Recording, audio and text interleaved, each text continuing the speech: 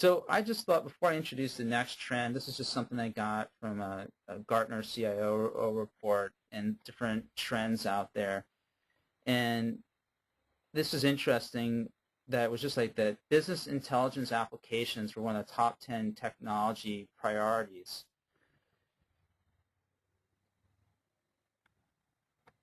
So business intelligence, unfortunately, another thing that is a very broad term.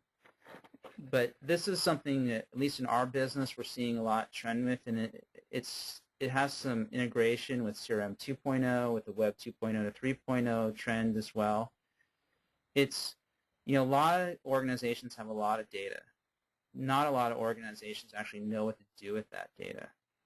So, anything where you can, I think this slide kind of sums it up in a way at the bottom. Right information, right time, right format. That's really what it is to me.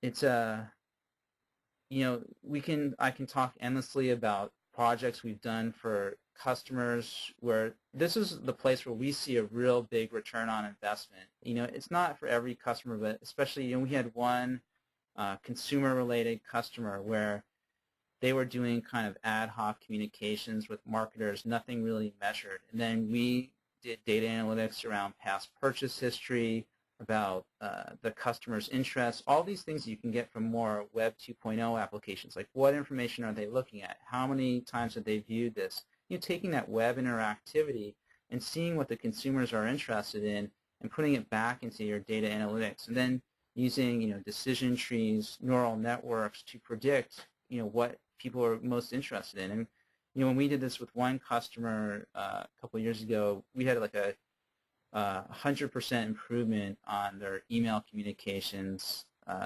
Their return on investment in going into this. I mean, the sales jumped tremendously from just looking at what people are interested in.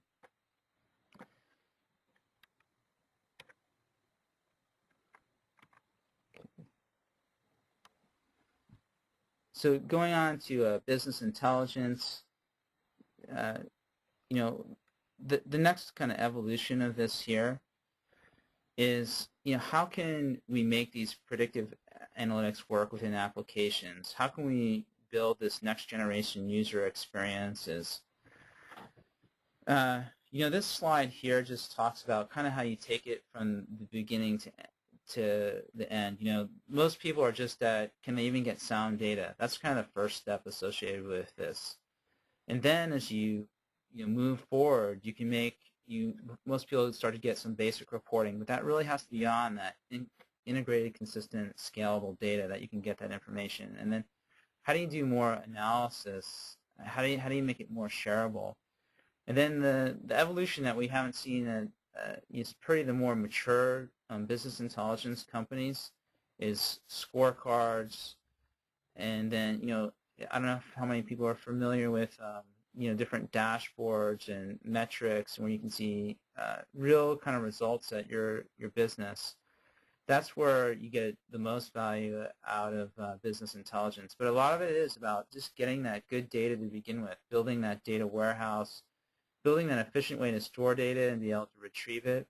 And then the slide doesn't tell it, but it's all about taking that data and getting something where you can take business action.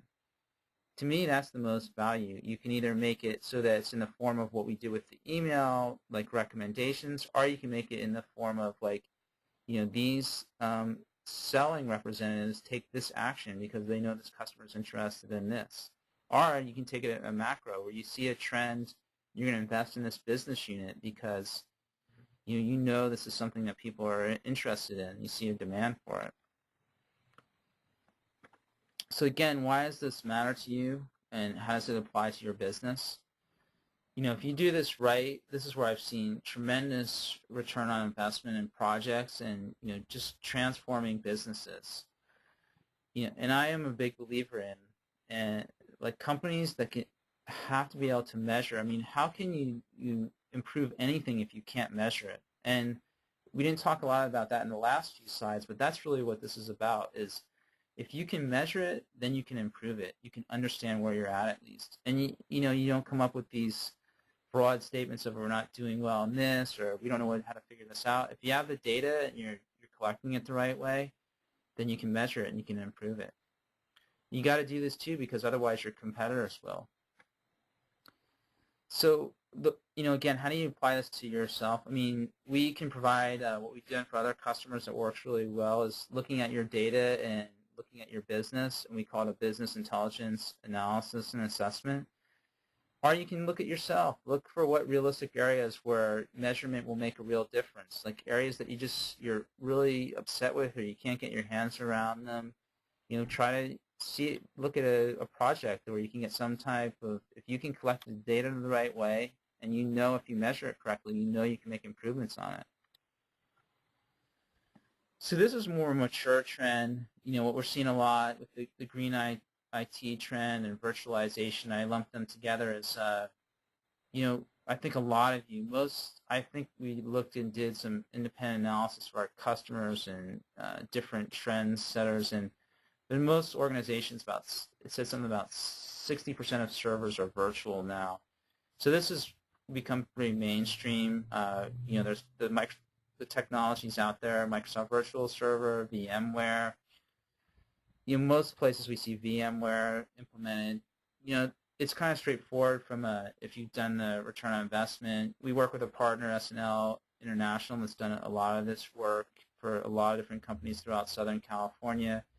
It's typically they have a whole ROI analysis that they do, where they look at the servers that you're using today, what applications are running, do a thorough analysis of that, and then you provide, if you shrunk these to virtual servers, what would be the footprint savings, what would be the energy costs, and then you go out and implement that, and you get that return on investment from virtualizing these servers. So this is the tool that they use, like capacity planner analysis, where they do a 30-day analysis of all servers to be virtualized. They have a pretty in-depth process that they've used over the years. And the whole point of this is to make sure that you're going to get that return on investment, and also that you don't miss any services when you virtualize them and move them all over.